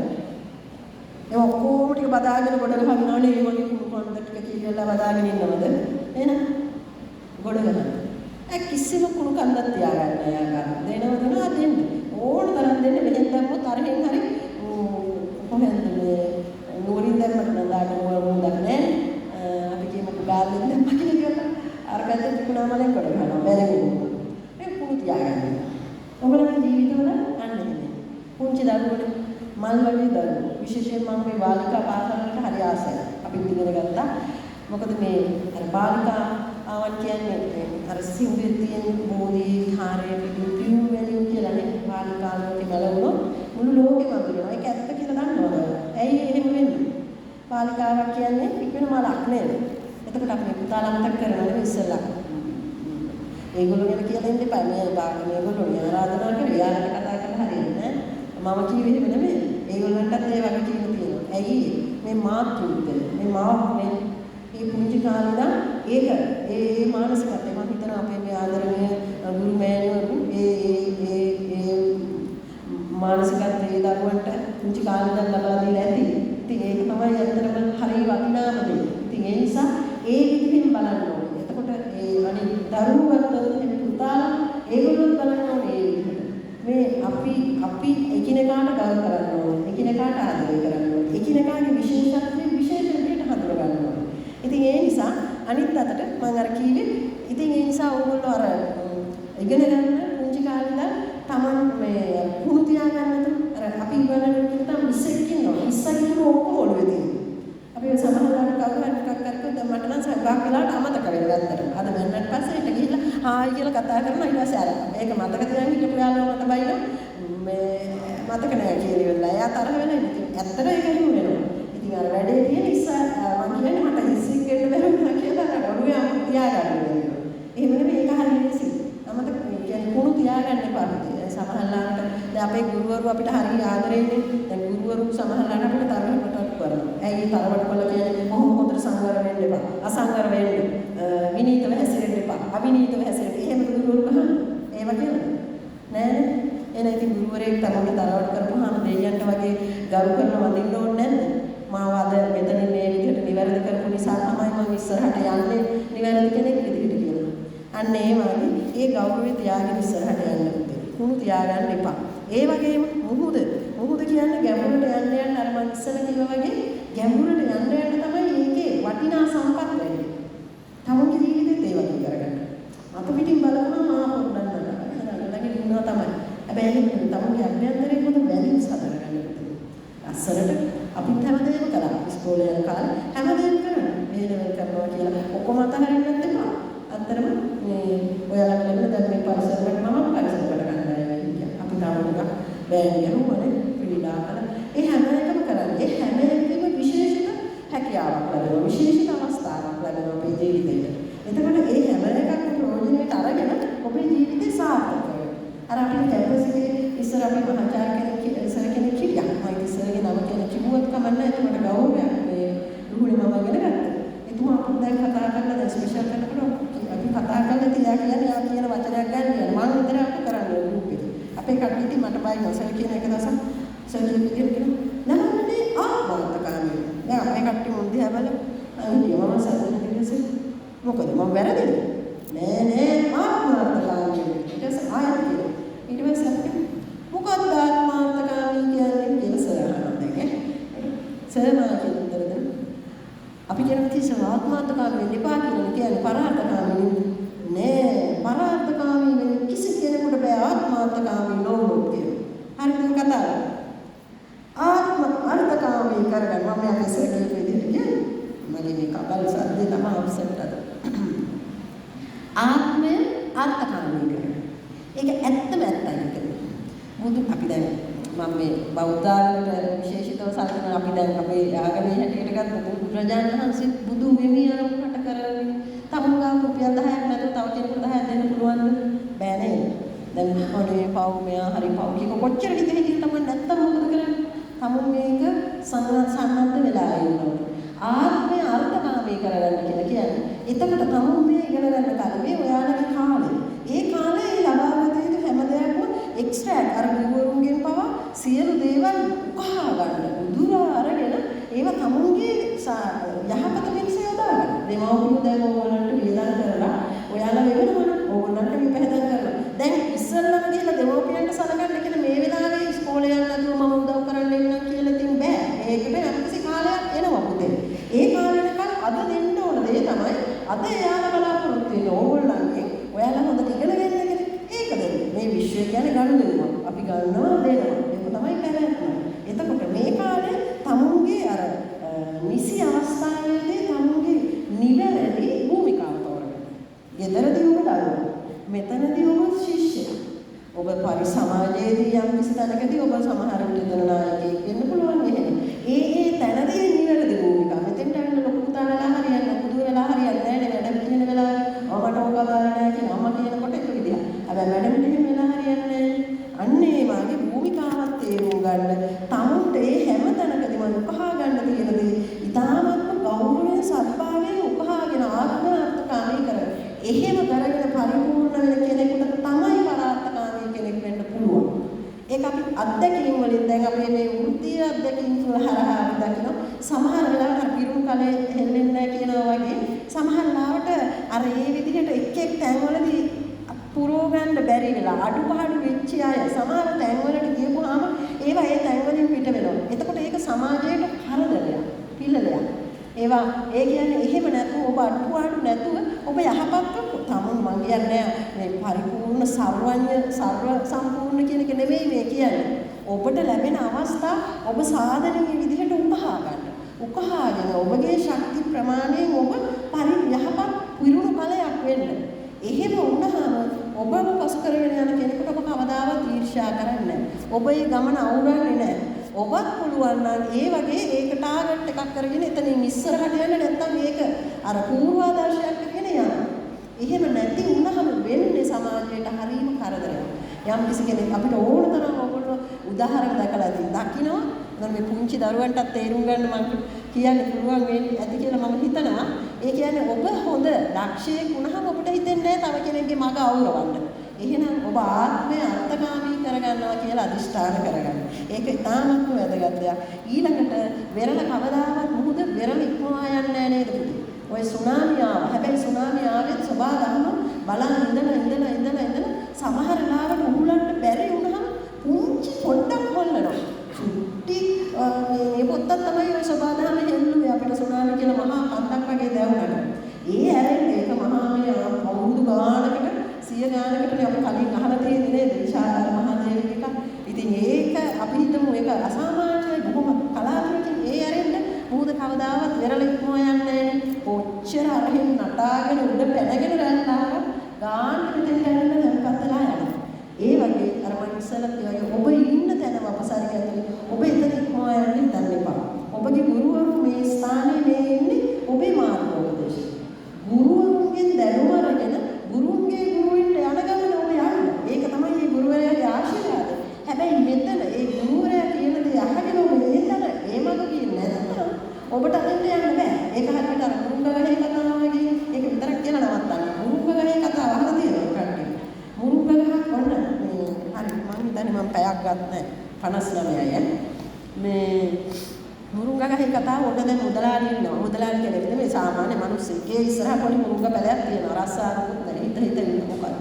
මුරුංග පැලේවත් ඔන්න ටිකක් පෝෂණය කරලා වතුර ටිකක් දාලා මේක මම ලොකු කරගන්න. ලොකු කරලා පොඩ්ඩක් කරල් ටිකක් ගෙනකොට මම බයිසිකලේ ගිහිල්ලා මේ ටවුන් එකට ගිහිල්ලා මුරුංග ටිකක් වුණා සල්ලි ටිකක් හොයාගන්න. එහෙම කියලා හිතලා ඉතින් අන්න දෙයිනේ කියලා මුරුංග ගහ ටිකක් පැහිගෙන ආවා. කරල් ටික හදලා ගිහිල්ලා විකුණලා ඉතින් සල්ලි ටිකක් එකතු කරගත්තා. දැන් ටිකක් වීර්යවන්තයි. ඊට පස්සේ හිතුවා මේකට දැන් තව ටිකක් හොඳට කුහුර ටිකක් කඩෙන්න ගෙනල්ලා දානවා. වටේ පසලුම් කරලා තව ටිකක් ලොකු කරලා ගෙනල්ලා දාලා ගහ ටිකක් හොඳට ලොකු වුණා. ලොකු කරගන්නවා. තාම ලොකු නෑ මම හිතනවා. ලොකු කරගන්න ටීචර්ත් එක්කලා ඉවර කරලා හිටියේ.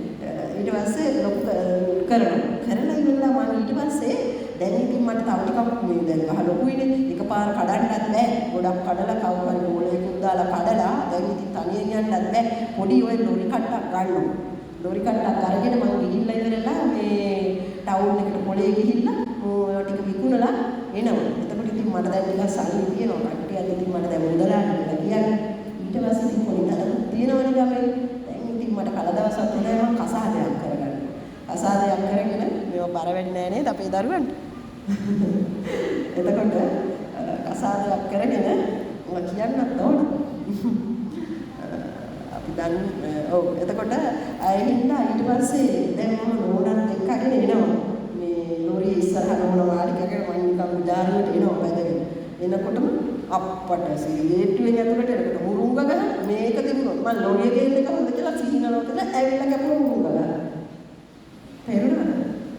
දැන් සිහින ලෝකෙට ගියානේ මම මෙහෙම කරනවා කියලා. ඊට පස්සේ දැන් නෝන අරගෙන එන්නේ කොහොමද? වාහනේ හරවන්න බෑනේ. මේ මුරුංග ගහින්ද කියලා ගිහිල්ලා කැපුණු මුරුංග ගහ ඉස්සෙල්ලා. දැන් මුරුංගත් නෑ, බයිසිකලෙත් නෑ, ලොරියක් නෑ, නෝනක් නෑ. අන්තිමට කරන්න ඕන දේ ඉස්සෙල්ලා. අපේ දරුවෝ නම් එහෙම නෙමෙයි. රස්සා කරනවා පස්සේනේ එහෙම හිතා අපේ දරුවෝ නේ මම ඔබටම දන්නවා මේ දරුවා හරිය හොඳයි ඒ වුණාට මම කියන්නේ අර ඒ වගේ හැම දෙයකම අර අන්තිමටම කරන්න ඕන දේ ඉස්සෙල්ලම කරගත්තොත් එහෙම වරදිනවා ජීවිතේ. ඒ වගේම තමයි අර අපසාරයේ තමුන්ගේ ඒගොල්ලෝ ඉස්සෙල්ලා තමුන්ට එනවා තමුන්ගේ ආඥාදායකත්වයේ පතුරවන්න ඒ නිවැරදි තමුන් මගේ තියෙන හොඳ නරක පෙන්වලා දීලා තව පරපුරකට ඉස්සරහට යන්න කියන කලක් එනවා. හැබැයි ඒක එන්නේ ඒකේ පරිපූර්ණත්වය තමයි ලබා ගන්න ඕනේ. එහෙම නැතුව ඉස්සෙල්ලාම ඒක අතික්‍රමණය කරලා ඉවරලා දෙමෝපියෝ ගෙදර කියනවා නම් ඒගොල්ලන්ගේ පරිසරය ඒක අනුලවා ගිහිල්ලා මේවා කරත් තමුන්ට අර හදාගන්න තියෙන අවස්ථාව වගේ හැදෙනවා. ඒ නිසා ඉතින් යන්න එපා ආදරණීය දෙවියන්ට.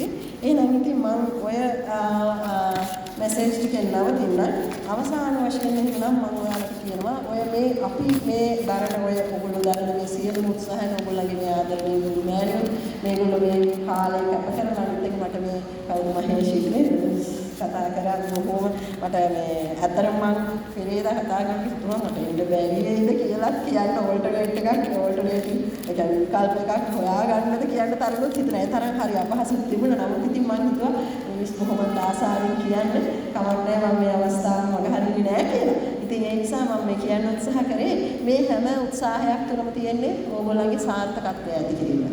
ඕගොල්ලන්ට විවිධ අවස්ථා හරහා අවස්ථා නිර්මාණය කරලා දීලා ඕගොල්ලන්ගේ අනාගතය නිර්මාණය කරලා දෙන්න. ඕගොල්ලන්ගේ වගකීමට එහා ගිහිල්ලා තමයි මේ දේවල් ඕගොල්ලෝ වෙනුවෙන් සංවිධානය කරලා දෙන්නේ. ඕගොල්ලන්ට අත්දැකීම් දෙන්නේ. එහෙනම් ඒ ගුණය මතක තියාගන්න. ප්‍රතිපත්ති තුනක් ජීවිතේ මගේ තියෙනවා කවදාවත් වෙනස් නොවන මම දරුවන්ටත් කියනවා අපේ විශ්වවිද්‍යාලයටත් දෙනකොට එකක් සත්‍යවාදී වෙන්න. ඔබ සත්‍යවාදී වෙන්නේ නැත්නම් ඔබ හෘද සාක්ෂියකට නැත්නම් ඔබ හැම වෙලාවෙම ඉන්නේ බියේ. ඔබ ඒ පුංචි බොරුවක් කිව්වොත් බලන්න අපිට කොච්චරනම් බියක් සකස් තියනවද කියලා සත්‍යවාදී වෙන්න. මම වැඩිපුර කියන්නේ ගැන ඊළඟට ඔබ කෘතවේදී වෙන්න. මම කියවනේ හුස්ම පොදක්වත් ගන්න බෑ ළඟ ඉන්න එක්කෙනාගෙන් හෝ මේ පරිසරයෙන් නැරෙන්න කියලා කෘතවේදී වෙන්න. පුංචි හරි අද මගේ කතාවේ පුංචි දෙයක් ලබාගන්න ඒක අත්ත තුට්ටි දෙයට ස්තුතිවන්ත වෙන්න. එතකොට මේ ගුරුවරු ජීවිත කාලෙටම කොච්චර කෘතවේදීත්වය නිමක් වෙන්නේ. ඒ ඔබ තුල කෘතවේදීත්වයේ තියෙන තරමට සබඳහන ඔබට උදව් කරනවා. ඊළඟට සමාධිය. අපි දැන් කතාවක් කියනවනේ වැරදීම මනුෂ්‍යගතිය සමාධිය ඊට ඉහළ ගතිය දේව ගතියක් කියන්නේ. එතකොට එහෙමයි කියලා මේ වැරදි කරන්න කියලා නෙමෙයි කියන්නේ. හැබැයි සමාධිය කියන එක අපි ගාව තියෙන ඕන තුන් ගුණයක්. ඒක තියෙනකොට අපිට හරි ලේසි. නැත්තම් එහෙම අර ඉස්සරගේ පොළොවේ පොත් තියාගත්තා වගේ මේවා මේ සාමාන්‍ය ජීවිතේ අපේ ලෝකේ මේක තමයි ස්වභාවය. ඒ නිසා මේ ගුණ තුනට තියාගෙන ඔබ ගාව ගුණය නුවණට මේ හදන්නේ මේ ඥානය වර්ධනය කරන්න පාඨශාලා. හැබැයි ගුණයක් වැඩෙන්න ඕනේ. ඒ නිසා ගුණ නුවණ දෙකම හදාගෙන ඔබ යන ගමන සාර්ථක කරගන්න කියලා තමයි කියන්නේ. ඒ නිසා තමයි කියන්නේ දැන ඉගෙන ගන්නකම තමයි කෙනෙකුගේ වත්කම. වත්කම දැන් අපි වත්කම හොයනවනේ අම්මලා තාත්තලා දුවලට දෑවැදි හොයනවනේ. මම නම් කියන්නේ මේක තමයි ලොකුම වත්කම. අර පුතාට විනාගේ අය යන කවදාවත් වත්කමක් ඉන්නේ නැහැ. නැත්තම් ඉතින් ඉංගලන්ත දන්නේ නැහැ. එතකොට වත්කම මේක තමයි. කවදාවත් නැති කරන්න බෑනේ. අපිට ගේන මොනවාහලයක් දීලා දෙනෝක හැප්පුණ ගමන් ඉවරයි. චූස්. හැබැයි මේ දැනුම අපිට දීලා තිබිච්ච දැනුම අපේ උපාධි සහතිකයේ ඉච්චේ. හැබැයි මේ දැනුම ඒක නැති කරන්න බෑ. තිබූ දැනක අර ගන්න බෑ කියලා කියන එක හරි. ඒ නිසා මේ දැන ඉගෙන ගත්තම තමයි වත්කම ගුණ නුවණ මේ දෙක දැක්කම ඔබට සලකයි මම කියනවා රටේ නෙවෙයි ලෝකයේ ඔක්කොම කියලා ආදරණීය දෙවියන්. එහෙනම් ඔබ සියලු දෙනාටම මට ආරාධනා කරනවා ස්තුතිවන්තයෙන් ජයග්‍රාහී සුබානාගත ප්‍රාර්ථනා කරමු. මෙහෙම ස්තුතියි.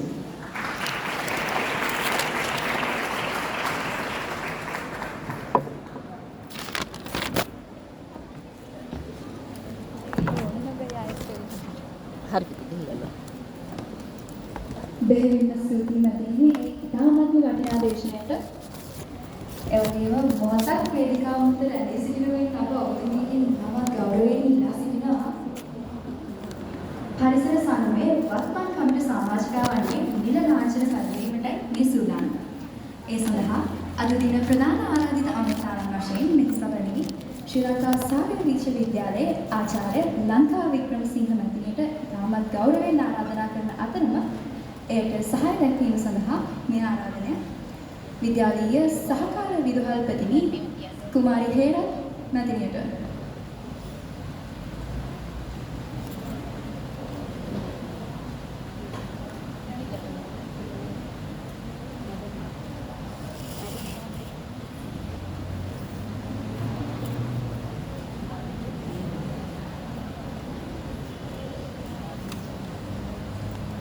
ඒ සඳහා සහාය දැක්වීම සඳහා මේ ගෞරවනීය ආරාධනය සංගම් බාල ආචාර්යනි මහේෂී ගුණරත්න මහත්මියට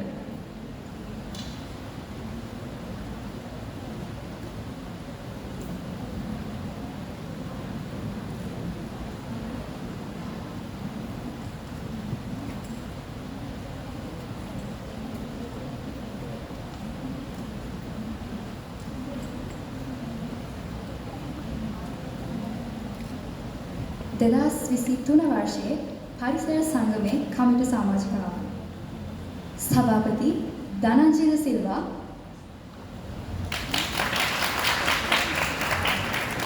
ලේකම් ලක්ෂිතා ප්‍රභාෂරි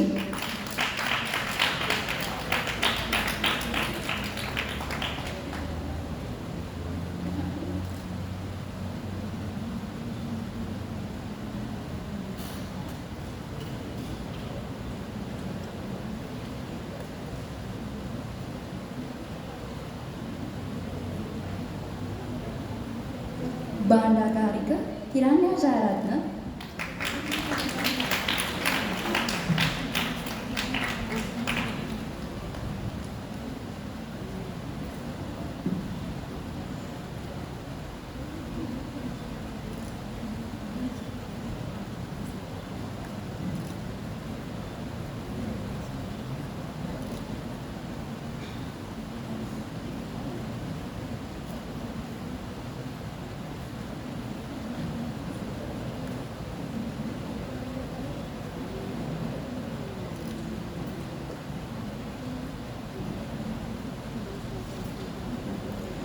उपसभापति येशानी मेंडिस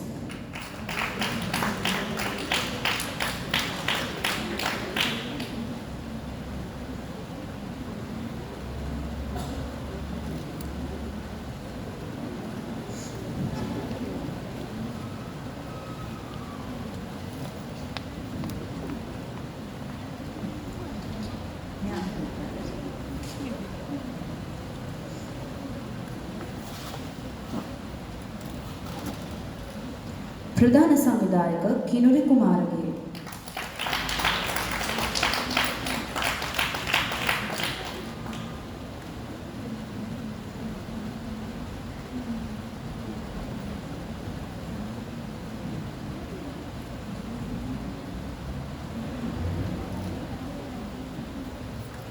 उपलेखम रसंगा जयसुंदर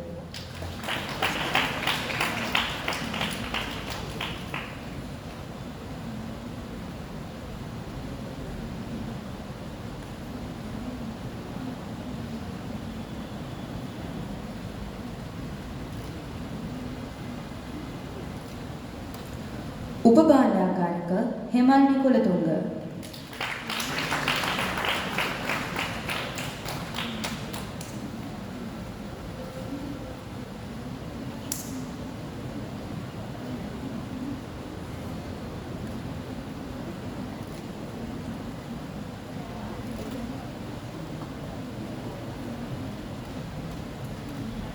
संबंधिकारकवरुण हिमाया हेवा पतिरण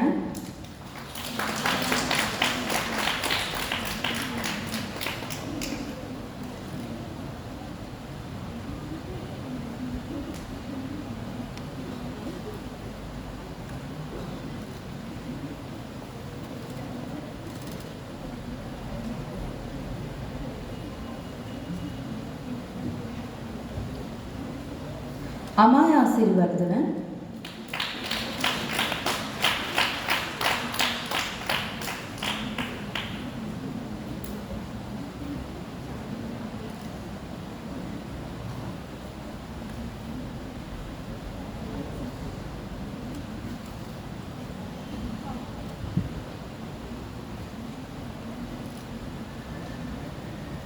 चानी दिसानायक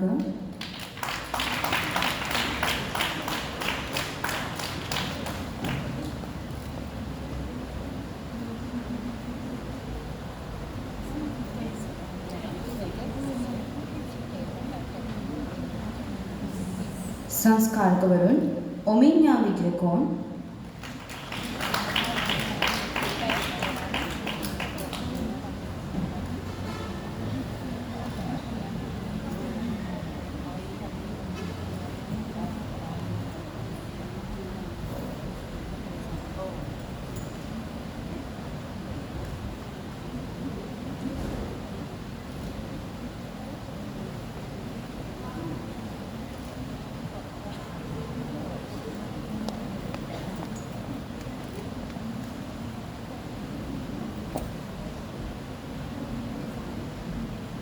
पहन्याजित सदी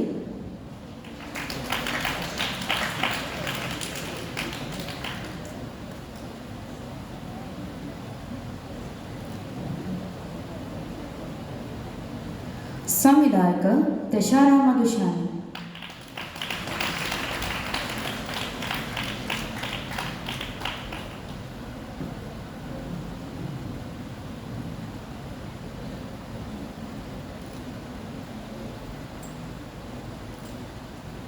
පරිසර සංගමේ හිටපු සමාජිකාවන් කලණි හේරත්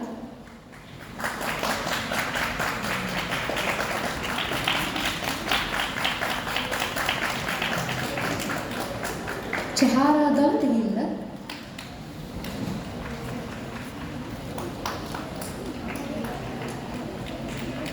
M.A. යශෝරාමන් තිලක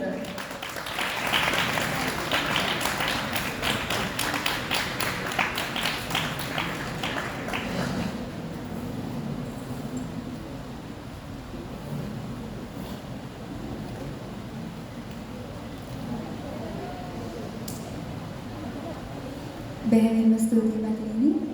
දැන් කෙටි විචිත්‍රාංගයක් වෙත යොමු වීමට කාලය.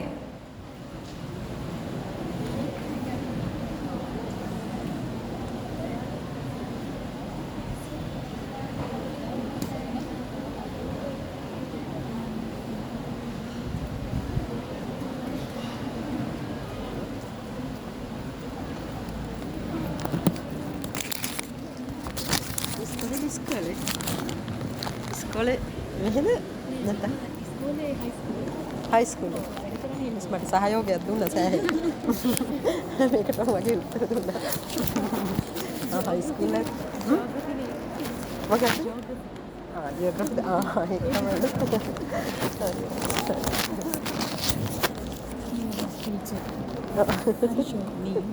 thank you මගේ මේ ජල් බරල් හන්න මට මේ පාස් thank you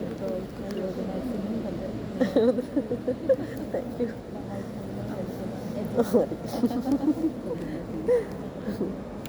ඇත්ත වශයෙන්ම කියද්දි තමයි නිකන් සක්පත් කළා තිබුණේ නැහැ මේ මේක දාගෙන දෙන්න නෑ මට මේ උණ ගෙනිච්ච එකෙන් හොඳට මාවුලුණා කරන්නම දෙයක් නෑ මේ නැගිටිනවා මේ කරගන්න බෑ.